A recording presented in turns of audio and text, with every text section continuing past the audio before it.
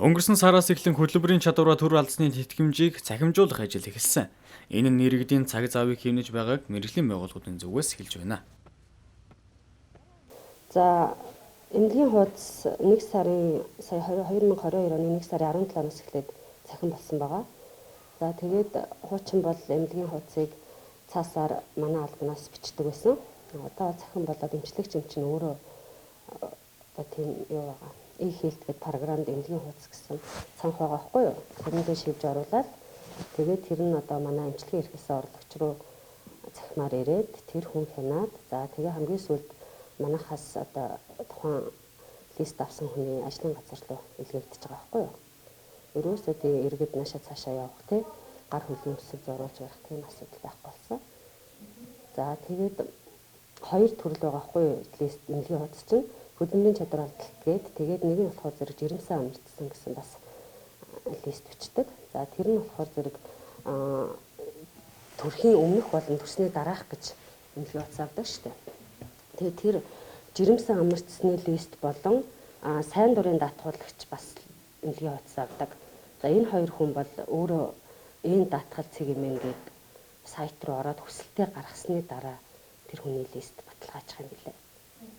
Өөр нөгөө хөдөлмөрийн чадвар төр алдалтын лист бол зүгээр л ажлын газар руу явчихж байгаа байхгүй захимар. Жирэмсний лист болон сайн дураар даатгуулагч лист авж байгаа хүн хоёр бол заавалчгүй тийм хүсэлт гаргах хэрэгтэй. Тэгээ тэрэн дээрээ бас жаахан нөгөө хүсэлтээ гаргаж чадахгүй ч юм уу тийм асуудал байж магадгүй. Гэхдээ манайхаас бол яг нөгөө иргэн ямар журмаар орж яаж хүсэлтээ гаргах зааврын ингээд хэвлээд бэлдээд эмчнэрийнхээ үүдэнд болон хүмүүстээ ингээд хараагаад өгсөн байгаа л да. Эмнэлгийн цахим хуудсыг аймгийн нийгмийн даатгалын хилцээний магадлагч эмч шалгаж мэдээллийн санд бүртгэдэг юм байна. За өмнө нь эмнэлгийн хуудсыг гараар бичгэд сард 800-аас 1000 ширхэг эмнэлгийн хуудсыг бичдэг байжээ. Одоо цахимтснаар улам хэлбэр болж байгааг онцлолоо. Хөтөлбөрийн нийгмийн хамгааллын яамны сайдын тушаалаар манай одоо Орхон аймагт төдийгүй Монгол улсын хэмжээнд эмнэлгийн хуудсыг цахим хэлбэрт шийдвэрлэх ийм заавар ирсэн. За энэтэй холбоотойгоор одоо эмнэлгийнх нэг тусдан одоо нийгэм даатгалын хэлтсийн магадлагч эмчнэрийн тусдан за мөн тэтгэмжийн байцааг тэтгэврийн байцаагч нар бүгдийн тусад нь сургалтанд хамруулсан. Дандаа зоон сургалтууд явсан байгаа. За энэний утга учир нь юу гэхээр өнөөдөр бид нар манай аймаг гэхэд сардаа 800-аас 1000 эмнэлгийн хуудсыг цаасаар хийж байна. Тэгээд энэ 800 одоо өнөөдөр хэд ингээд ирсэн энэ хуудсны бичих саатны ажил ингээд цаг нар гэдэг айгүй их ачаалалтай байдаг. За энийг л цахим хэлбэр шилжүүлж ингэж байгаа. За энийг болохоор манай одоо нийгэм даатгалын ерөнхий газрын мэдээлэл тооцоолын төвөөс энэ ажлыг маш сайн мөргөн хүрээтэй зохион байгуулсан. За өнөөдрийн хэмжээгээр одоо энэ өөр одоо интернет сүлжээ одоо энэ ачааллаас хамаарат хүн бүх аймагуудын боёт бүсэн онцлогын төвүүд нэгдсэн гэж бичиж байгаа. За манай бүсэн онцлогын төв болохоор сард 500 баруун эмнэлгийн хуудас бичдэг газар.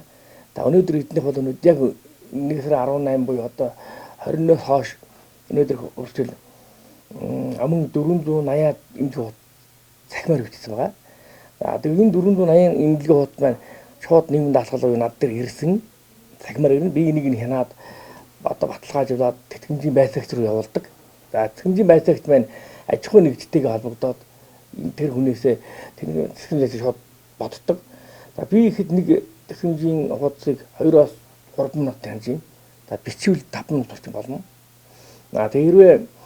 Тэр асуудалтай шалгахад түүнээс асуудал яг ингээд онц бүх юм тодорхой явахад л ингээд бараг 1 минутанд нэг эмнэлгийн хуудсыг хараа юм ачаал багтаага. За бодож байгаа байцаагч маань өөрөө бас хэлж илээ. Айгу хөнгөн байна. За энэ босод өрхийн эмнэлэг болоод хувийн хвшлийн эмнэлгүүд 3 сарын 1-ээс чигдэрнэ.